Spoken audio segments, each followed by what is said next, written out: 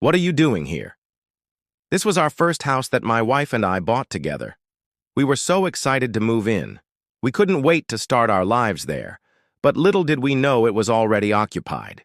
It was a cold January day when we walked into this old Victorian house for the first time.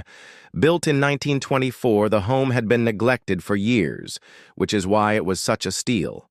The only other people who had shown interest were a married couple in their late 60s, but they lost their financing. So it was back on the market and up for grabs. My wife and I immediately fell in love with it. With its intricate wood carvings, stained glass windows, and huge rooms, it felt like a palace. Of course, it also needed a lot of work. The roof leaked in several places, the wiring was outdated, and the plumbing was in serious need of repair. But these were just cosmetic issues that would be easy fixes for us. Or so we thought. The sellers had left most of their furniture behind, which was perfect because we didn't have any at the time. And the sellers even agreed to leave some extra stuff behind that we could use, including a washer and dryer. So all we had to do was sign the papers and move right in. As soon as we started unpacking, weird things began to happen. At first, it was just small, unexplainable things, like lights flickering or objects randomly falling off shelves, things that could easily be dismissed as normal settling noises. But then more strange things began to happen. One evening, while unpacking in the kitchen, I heard what sounded like screams in the walls. My wife and I looked at each other, unsure of what to make of the noise. Was it mice? Maybe a bird trapped in the chimney? We decided not to give it much thought and continued unpacking. But the noise continued night after night. It was always the same blood-curdling scream followed by heavy footsteps in the attic above us. Then there were the whispers. At first, I thought I was just imagining them. But then my wife started hearing them too. Faint whispers that seemed to come from the walls, voices speaking in a language I couldn't understand. Sometimes the whispers would turn into full-blown conversations, and sometimes they would sound like screams. One day, while walking through the house, we found an old diary in one of the bedrooms. It was filled with stories of the previous owner and her daily life. But there were also entries that made no sense whatsoever. One entry read, "The voices are getting louder now and they won't stop. I can hear them in the walls, scratching and clawing to get out." Another entry read, "They're here to take me. I can feel their presence in the house. I try to hide, but there's nowhere to go." What did these entries mean? Were the voices driving the previous owner insane? And if so, what had happened to her? We searched the house for an explanation, but there was nothing. No signs of mental illness, no indication of foul play. The house was empty for almost 10 years after she died, which raised more questions than it answered. Why had nobody moved in? Why had the house been left empty for so long?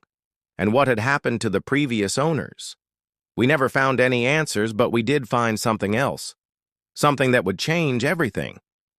While exploring the attic, we found a hidden room. It was filled with old furniture, clothes, and personal items like diaries and letters. As we sifted through the items, we realized that the house had once belonged to a family of 5. There was a husband, wife, and their 3 young children. But as we dug deeper, we found evidence of a dark secret.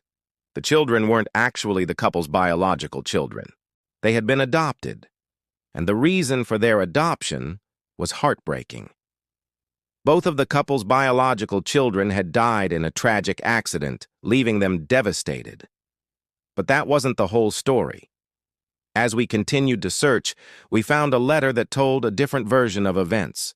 The letter was from the husband to his wife, and it detailed a horrific crime. He wrote about how he had taken their children into the woods and buried them alive, believing that it was the only way to protect them from the world. He then wrote about how he had brought the adopted children into the house and tried to convince himself that they were his own. But the voices wouldn't let him forget what he had done. The letter ended with a chilling final sentence. "I can't escape the voices. They're everywhere. In the walls, in the floors, in the very air I breathe. I don't know how much longer I can hold on." This was the missing piece of the puzzle. This was why the house had been left empty for so many years. The husband had been driven insane by the voices in his head, and he had taken his own life. And now his spirit, along with the spirits of his children, were haunting us. At first, my wife and I tried to ignore the signs. We told ourselves that it was just an old house creaking and groaning. But as time went on, we couldn't deny what was happening. Things began to escalate quickly.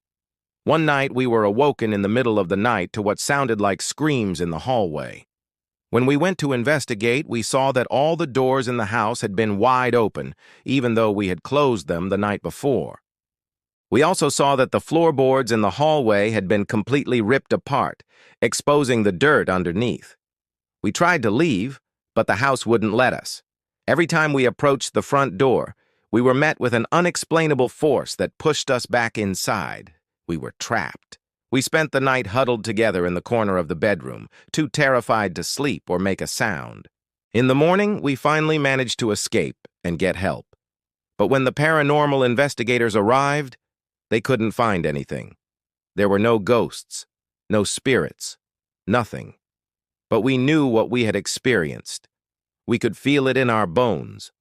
And so we left the house and never looked back. Every time we drive by, I can't help but wonder what would have happened if we had stayed. Would the spirits have eventually forced us out? Or would they have tried something more sinister? Some people might say that we should have known better than to buy an old house in the first place. But I say that if you can feel the presence of a haunting, you should listen to your gut and run, because sometimes the things you can't see are the most dangerous of all. If you want to hear another scary story, then stay tuned.